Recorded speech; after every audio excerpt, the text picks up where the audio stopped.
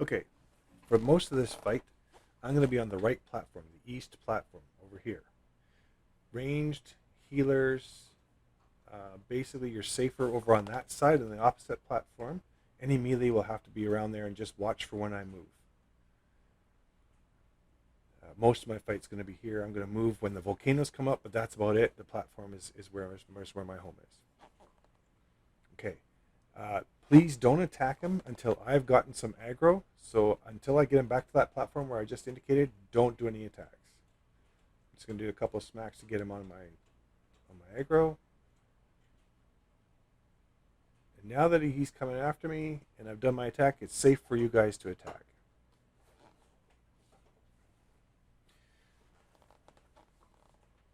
And then there's volcanoes. Uh, when he does his jump axe attack, which will be coming up shortly here. See when he jumps like that? Just as he jumps in the air, the best defense is to dodge back. Otherwise, you're going to get a probable stamina break. When he jumps, dodge back. Then I like to go forward with a shield rush to hit him. I've got an iframe on that just in case I miss the dodge, but usually if you get timing right, you don't take any damage. Or some other attack. So a dodge followed up by an immediate attack is probably the best way to handle that. When he leaves the platform, you don't have to chase him as the tank. He's going to come back to you as long as you maintain aggro. He is going to fly off in different directions, and every now and then he's going to direct an attack at somebody else. But he'll always come back to you as long as his bar is red and you still have aggro. So stay on that platform. That way, it's easier for the healer to know where to drop his area heals, and it's easier for the ranged to keep track of them. Now, the only people that are going to have trouble, a little bit of trouble, is the melees. Basically, melee should do the same as the tank. Stay on the platform, wait for him to come back. He's always going to come back to the tank with aggro.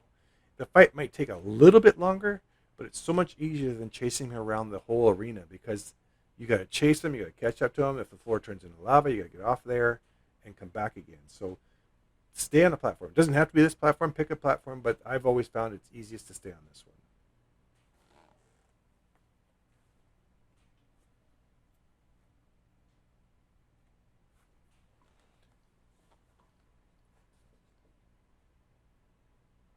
Now, one thing, when you start summoning the meatballs, you're going to see when a meatball comes down, right there, there's two circles. There's an inner circle and an outer circle.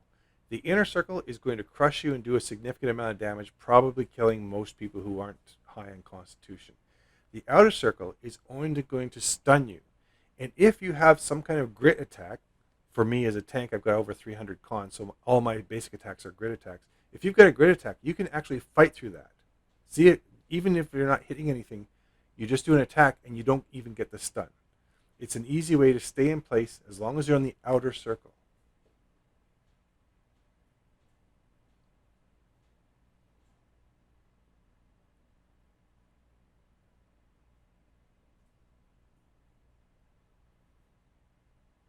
You see how I just did a basic attack there when the circle came around me. The meatball didn't knock me down, as it should have if I was in the outer ring, but I also didn't take any damage from it. See again, just one basic attack with grit. Um, Basically, if you're a spear, you can do your bleeding sweep. That's got grit on it. If you're a great sword, you can do your a triple attack. I can't remember what it's called at the moment. But anything with grit on it stops you from getting hit or crushed by that meatball in the outer circle.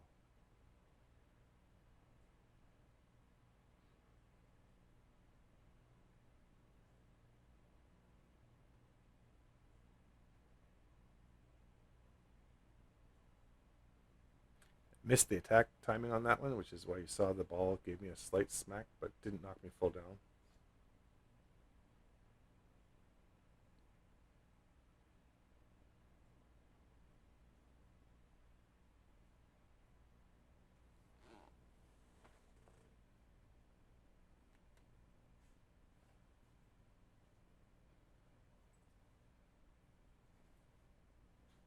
And that's it.